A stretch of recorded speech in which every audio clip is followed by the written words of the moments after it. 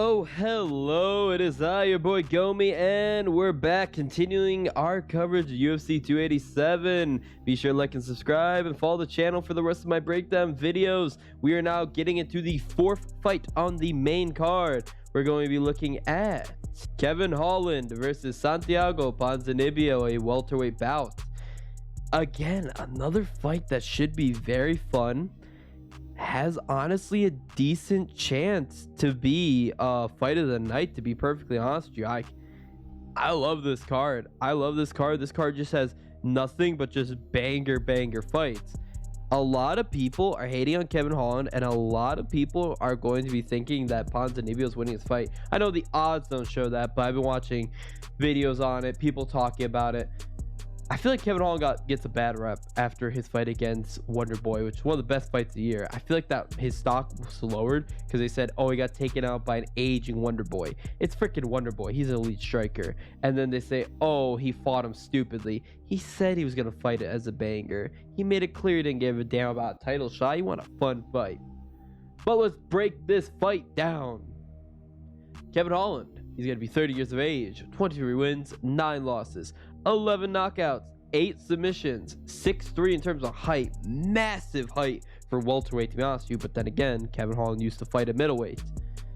He's going to fight out the orthodox stance, an 81-inch reach advantage. My God, he's got an insane reach. Again, that insane reach is because he used to have that at middleweight. He has a 0.89 takedown average. Not a wrestler, neither of these guys are. A 67.56% significant strike accuracy, and a minus 280 favorite, with significant wins over Tim Means, Alex Oliveira, Ronaldo Souza, and Joaquin Buckley. Across from him is Santiago Ponzinibbio. He's going to be 36 years of age, 30 wins, 6 losses, 16 knockouts, 6 submissions. He is 6 foot on the dot, orthodox stance, 73-inch reach disadvantage, 0.52 takedown average, 42.54% significant strike accuracy, a plus 230 underdog, with significant wins over Alex Morono, Neil Magny, Mike Perry, and Gunnar Nelson. Now, looking at it right now, Kevin Holland has a lot of power to him that a lot of people don't seem to realize, to be honest with you. Kevin Holland knocks people out. He went through 2020 with getting what? I think it was 4 out of 5 of his wins were knockouts. He just drew power bombs. Oh, okay, sorry, was a submission too. But he throws power bombs, and he's very unorthodox in his striking as well too. And he can absolutely abuse that long range. What I would like to see is him better establish his jab, to be honest with you. I don't think his jab is all there, especially for the reach advantage he has. He could really decimate people with that. But instead he chooses to throw weird looping hooks and shots like that. Like I said this in my breakdown when he fought Wonderboy, for example. He throws his shots with weird little angled hooks. Like he kind of like slaps his punches. Now that dilutes his power a little bit, but it makes it way harder to block and way more unpredictable. And his submission game is decent. Granted, he's more of an opportunistic submission guy. Like he's not going to be shooting a takedown, getting you in position and taking you out. No, it's going to be he's going to drop you. You're going to try to get back up to avoid the ground and pound, and he's going to put you in a rear naked choke or something like that, or a darce or something. He's got a lot of avenues to win this. I like Kevin Holland, and I think he's a very exciting fighter. Is he someone who's going to be a champion one day? No, not at welterweight, not at middleweight. He can't get past these elite wrestlers. But he's absolutely someone who can hang with the elites. And he has a lot of experience over Ponzinibbio. Because while Ponzinibbio has been around and been fighting longer, is a more aged guy, Holland is the much more veteran-esque guy in terms of the people he's fought. Because he's fought Wonderboy, he's fought Chimaev, he's fought Marvin Vettori, Derek Brunson, Souza as well, Buck. Like he's fought like top guys. Like I believe he also fought Thiago Santos way back in the day. He fought GM3, Thiago Santos as well too. Yeah, look at that. Like those are some names compared to people Ponzinibbio's fought. Ponzinibbio has not fought the same level of opposition, to be honest with you, as Kevin Holland. And the people he does fight like that are like high opposition, he loses to. Like for example, he lost against Michel Pereira, Jeff Neal, Li Jiling, only guy that's like honestly the only one that's truly an elite, like not elite and elite, but like a top win is his win against Neil Magny, to be honest with you. That's really his best win he's got.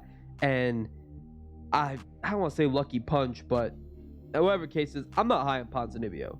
A major problem too with Ponzinibbio is he had a pretty big layoff. He had a 3-year layoff, and that 3-year layoff did not do him any favors. And the fact that he came back from the 3-year layoff getting knocked out after he beat Magny 3 years away from the game, and then just got knocked out. So possibly even like just that ruined a lot of his momentum, and I feel like that ruined a lot of his career as well too. I feel like he lost a lot of valued experience, and he could have been like higher. Like he was pretty high up in the game. He was regarded as a pretty top, like up and coming welterweight, but he lost all that momentum. And he's going up against Kevin Holland, who's lost the momentum but still gained valuable experience as long as he actually applies himself. Ponzinibbio, though, what are his avenues to winning? He's got really good power in his right hand. His straight right is deadly. It's money. And in fact, that's how he knocks. That almost all of his wins are due to that straight right.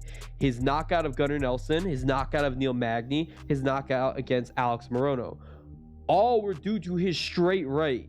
He sets it up very nicely with his jab as well too. His jab is very good on point. His overall 1-2 combos, the jab into a right straight, they're good. They're very good. I really like them. I enjoy watching those, and I think that they're money because they allow him to take out guys and they do damage. But we also see that Kevin Holland is able to deal a lot of damage as well too. We saw this in his fight against Cowboy Oliveira. He submitted him, yes, but he knocked him back hard with a hard right, and then he knocked Buckley like almost clean out with that cracking right hand. So it's a battle of right hands. Simple as that. It's going to be a battle who gets off that right hand, but I feel that battle is going to be won simply due to the fact that Holland has an insane reach advantage. That reach advantage that Holland has is, I feel, what's going to be the main moneymaker. And then if the fight somehow does go to the ground, I'm going to pick Holland all day. Holland is very slick with his submission game. He's able to get some good submissions. Ponzi's also pretty slick with his submission game, but when's the last time he got a submission or even used it, to be honest with you? When is the last time? Like, we've seen him throw up a few, but for the most part, he's just knocking people out or getting knocked out. Simple as that. I'm trying to scour the last time he got a submission. It wasn't even in the UFC. He hasn't even gotten a submission in the UFC. He's slick with them, with his transitions and his attempts. And when I see before his UFC, some of his submissions, they were slick. But it's not on, like, Holland's good with it. Holland's got a very good game, all avenues. And I just feel he's going to take Ponzi out. I'm not going to lie. I think Ponzi, he just has the big right hand. He has the big right hand. He needs to throw it. He needs to hit Holland with it. There could be the possibility Holland might still have a little bit of compromission from his fight against Wonderboy, because he did break his hand and took a lot of damage, but he toughed it out. His corner threw in the towel for him. He didn't get knocked out. The only time we've seen him get knocked out was when he clashed heads with it wasn't Dawkins, was it? It was Oh, that's disgusting. One of the Dawkins brothers. Yeah, he did get knocked out this fight, but it was ruled as a no contest because it was a headbutt. And bro, you're gonna really criticize him for getting knocked out from a headbutt? No. Ultimately, my prediction for this fight is I'm going to lean towards Kevin Holland with a good old knockout in round 3. Why do I say he's getting knocked out? Because we've seen a guy like Li Jilang, who I feel Holland has more power than, knock out Ponzi.